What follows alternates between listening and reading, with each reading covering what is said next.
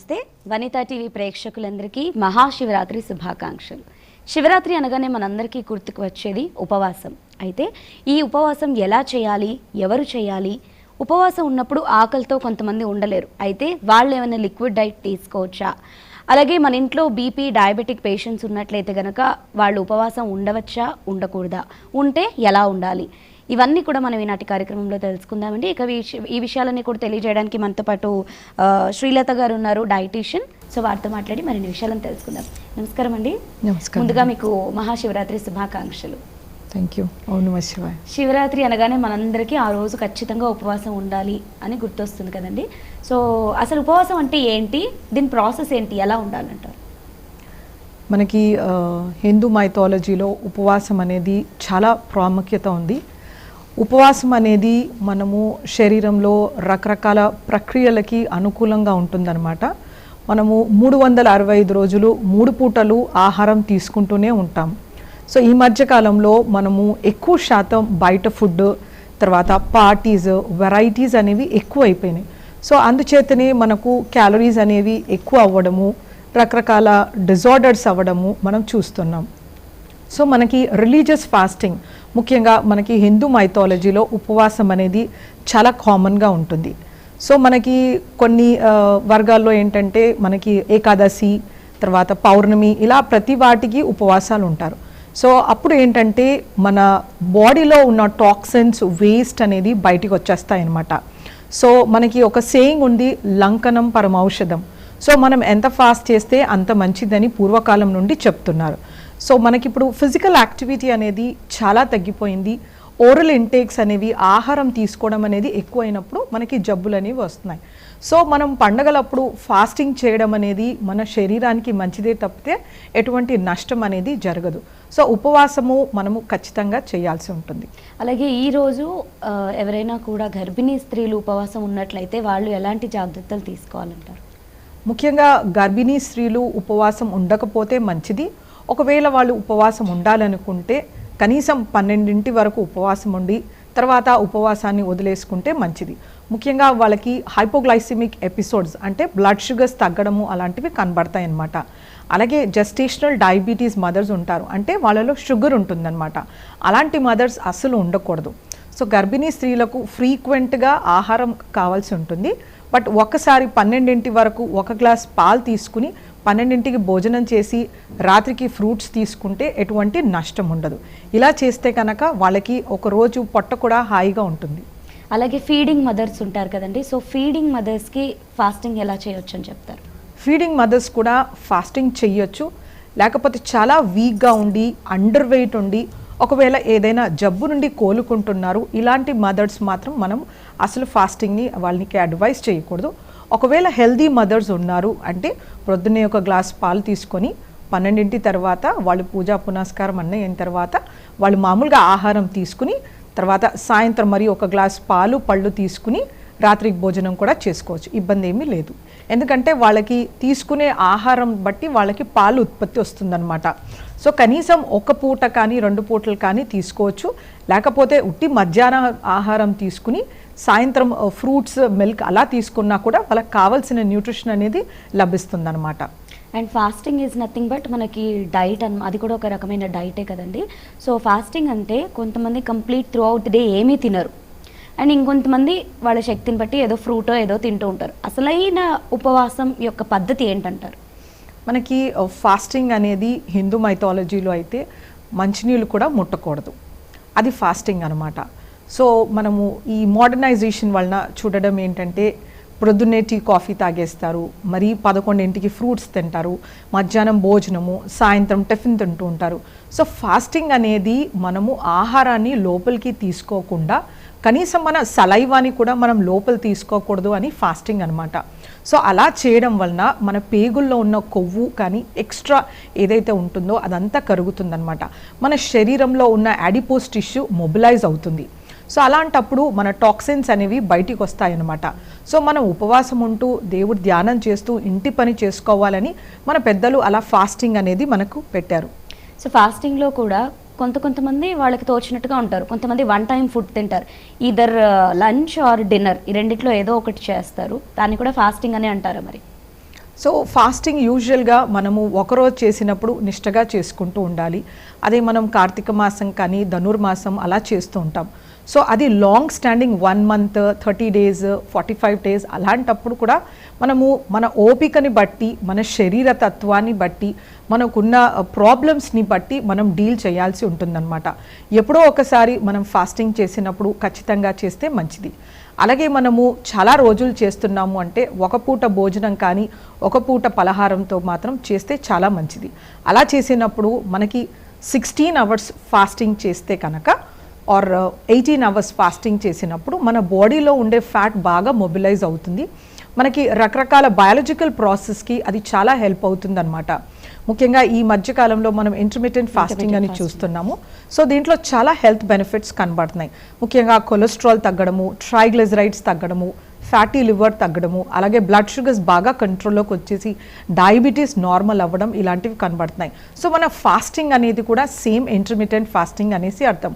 అంటే మనం ప్రొద్దున నుంచి సాయంత్రం వరకు ఏది తీసుకోకూడదు. మనము సాయంత్రం చంద్రుడిని చూసిన తర్వాత ఒక పూట భోజనం చేయాలని మన శాస్త్రాలు తెలుపుతున్నాయి. సో ఈ రోజున ఎవరు ఫాస్టింగ్ చేయొచ్చు, ఎవరు ఫాస్టింగ్ చేయకూడదు అంటారు? ముఖ్యంగా ఫాస్టింగ్ అనేది కొంచెం బాడీ మెచ్యూర్ అయిన పిల్లలు, తట్టుకునే వాళ్ళు స్టార్ట్ చేయొచ్చు. కొంతమంది పిల్లల్లో 7-8 సంవత్సరాల నుండే స్టార్ట్ పెడతారు. ఒకవేళ అలా అలవాటు పడిన శరీరం అయితే వాళ్ళు ఖచ్చితంగా చేయొచ్చు. అలాగే అడల్ట్స్ అన్ని ఏజ్ గ్రూప్ వాళ్ళు చేయొచ్చు. టైప్ 1 డయాబెటీస్ ఉన్న వాళ్ళు మాత్రం ఇన్సులిన్ పైన డిపెండ్ అయి ఉంటారు వాళ్ళు 3 సార్లు. కాబట్టి ఇలాంటి వాళ్ళు ఫాస్టింగ్ ఉండకూడదు. అలాగే డయాబెటిక్ వాళ్ళు మ్యాక్రోవాస్కులర్ కాంప్లికేషన్స్, మైక్రోవాస్కులర్ కాంప్లికేషన్స్ కానీ, రీనల్ ఇంపైర్మెంట్ అంటే కిడ్నీ ప్రాబ్లం ఏదైనా ఉండొచ్చు, లేదు డయాలసిస్లో ఉండొచ్చు. అలాగే అడ్వాన్స్డ్ ఏజ్ అంటే అబౌవ్ 65 years ఉండి రకరకాల హెల్త్ ఇష్యూస్ ఉన్నవాళ్ళు కానీ, లేకపోతే ఫ్రీక్వెంట్ హైపోగ్లైసీమియా కానీ, హైపర్ గ్లైసీమియా రావడం కానీ, రీసెంట్గా కోవిడ్ నుండి రికవర్ అవ్వడం కానీ, ఇంకా ఎటువంటి జబ్బుల నుండైనా రికవర్ అయ్యే పేషెంట్స్కి, తర్వాత చాలా మ్యాల్న్యూట్రిషన్ ఉన్నవాళ్ళు, తర్వాత ఆకలికి తట్టుకోకుండా హైపర్ యాసిడిటీ, రిఫ్లక్స్ ఇలాంటి ఉండే ప్రాబ్లమ్స్ ఉండేవాళ్ళు ఖచ్చితంగా ఉపవాసం ఉండకూడదు. సో ఒకవేళ డయాబెటిక్ కనుక నా సిచ్యువేషన్ కంట్రోల్లోనే ఉంది, నా బీపీ అండ్ షుగర్ రెండు కూడా లెవెల్స్ కంట్రోల్లోనే ఉన్నాయి, ఫాస్టింగ్ ఉండాలి అనుకుంటున్నామంటే వాళ్ళు ఏ పద్ధతిలో ఉండొచ్చు అంటారు? ముఖ్యంగా డయాబెటీస్ పాపులేషన్ని మనము జాగ్రత్తగా చూసుకోవాలి. వాళ్ళకి లెస్ దెన్ 70% షుగర్స్ ఉండకూడదు. అలాగే హైపోగ్లైసిమిక్ ఎపిసోడ్ ఉండేవాళ్ళు ఉండకూడదు. మోర్ దెన్ 300 mg/dL షుగర్ అంటే హైపర్ గ్లైసిమియా అని చెప్పొచ్చు. అలాగే HbA1c మోర్ దెన్ 9 ఉండేవాళ్ళు ఫాస్టింగ్ చేయకూడదు. అలాగే వీళ్ళు ఏంటంటే వాళ్ళు వేసుకునే మాత్రలు అనేది చాలా ఇంపార్టెంట్. మనకి సల్ఫోనైల్ యూరియాస్ కానీ, మెటాక్లిడెన్స్ కానీ, ఇంకా DTG డ్రగ్స్ ఉంటాయి. సో ఇంకా కొన్ని రకాల ఇన్సులిన్స్ ఉన్నాయన్నమాట. వీటిని లాంగ్ యాక్టింగ్ అంటారు. సో ఇవి 24 hours నుంచి 36 hours, కొన్ని లాంగ్ యాక్టింగ్ 42 hours వరకు ఇంపాక్ట్ అయి ఉంటుంది. ఇక్కడ మనం ఒకటి తెలుసుకోవాల్సింది ఏంటంటే, ఇలాంటి లాంగ్ యాక్టింగ్ ఇన్సులిన్ కానీ ఓరల్ హైపోగ్లైసిమిక్ ఏజెంట్స్ తీసుకున్న వాళ్ళు ఉపవాసం ఉంటే ఆ డ్రగ్ యాక్టివిటీ అనేది చాలాసేపు ఉండేసి వాళ్ళు హైపోగ్లైసిమియాలకు వెళ్ళే ఛాన్సెస్ ఉంటాయి. సో అందుచేతనే ఫాస్టింగ్ డయాబెటీస్ చేయాలనుకున్న వాళ్ళు ఈ లాంగ్ యాక్టింగ్ ఇన్సులిన్ కానీ ఓరల్ హైపోగ్లైసిమిక్ ఏజెంట్స్ని కానీ 1 రోజు కానీ 2 రోజుల ముందర స్టాప్ చేయాల్సి ఉంటుంది. వాళ్ళు dietician plus general physician or డయాబెటాలజిస్ట్ని కన్సల్ట్ చేసి వాళ్ళ డ్రగ్స్ని టైటర్ చేయడం కానీ ఆల్టర్ చేయడం కానీ చేసి వాళ్ళు ఫాస్టింగ్ చేయాల్సి ఉంటుందన్నమాట. సో ఫాస్టింగ్ అంటే ఈ శివరాత్రి రోజు కంప్లీట్గా సలైవా కూడా తీసుకోలేని అంత స్ట్రిక్ట్గా ఉండేవాళ్ళు ఉంటారు కదా, మరి మెడికేషన్లో ఉండేవాళ్ళు బీపీ షుగర్ ట్యాబ్లెట్స్ వేసుకోవచ్చా ఫాస్టింగ్లో ఉండి? హై బ్లడ్ ప్రెషర్స్కి ఫాస్టింగ్కి అంత పెద్ద ఇబ్బంది ఏమీ ఉండదు. వాళ్ళ షుగర్స్ చాలా వెల్ కంట్రోల్లో ఉంటాయి. అలాగే ఇప్పుడు నేను చెప్పినట్టు ఇంటర్మిటెంట్ ఫాస్టింగ్ కానీ రిలీజియస్ ఫాస్టింగ్ చేసినప్పుడు మన బ్లడ్ ప్రెషర్స్ కూడా బాగా కంట్రోల్లోకి వస్తాయి. ఒకవేళ మనకి ఈ patients high blood pressure patients ఏంటంటే కొన్ని రకాల డయూరిటిక్స్ మెడిసిన్స్ని వాడుతూ ఉంటారు. డయూరిటిక్స్ ఏం చేస్తాయంటే శరీరంలో నుండి సోడియంని, వాటర్ని బయటికి తీస్తాయి. ఒక్కొక్క రకమైన డయూరిటిక్, కొన్ని రకాలవి సోడియం బయటికి తీస్తాయి, కొన్ని రకాలు ఓన్లీ వాటర్ని బయటికి తీస్తాయి. సో అలాంటి వాళ్ళు కనీసం సలైవా తీసుకోకుండా, వాటర్ కూడా తీసుకోకుండా ఇలాంటి మాత్రలు వేసుకుని వాళ్ళు ఉపవాసం ఉన్నప్పుడు వాళ్ళకి హైపోటెన్షన్ వెళ్ళే ఛాన్సెస్ ఉంటుంది. లో బ్లడ్ ప్రెషర్స్ చాలా తగ్గిపోయి వాళ్ళు షాక్లోకి వెళ్ళడం కానీ, స్ట్రోక్ కానీ, హార్ట్ అటాక్ కానీ వచ్చే ఛాన్సెస్ ఉంటుంది.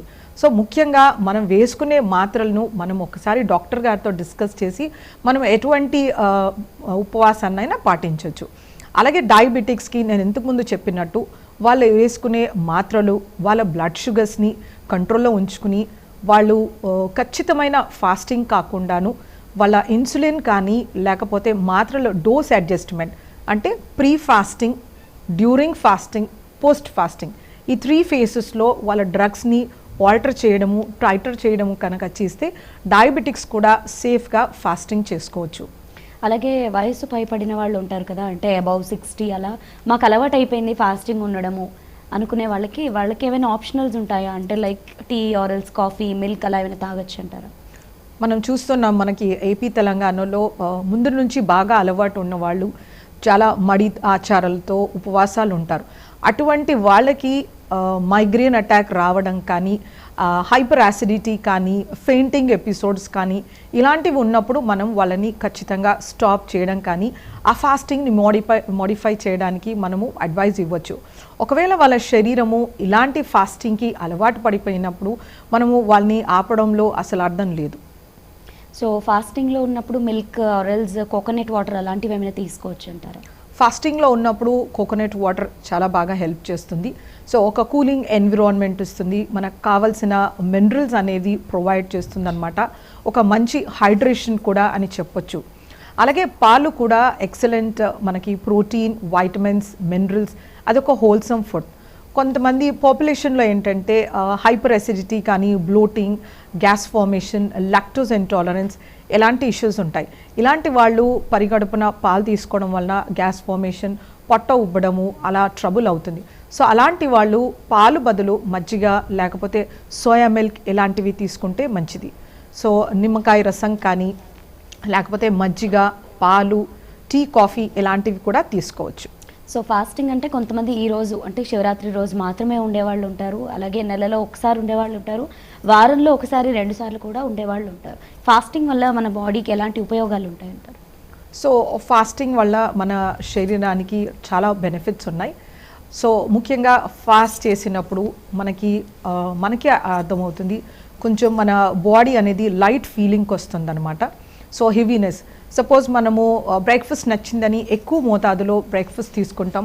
సో ఆఫీస్ కానీ స్కూల్కి వెళ్ళిన తర్వాత ఒక నిద్రలాగా వస్తుంటుంది అనమాట.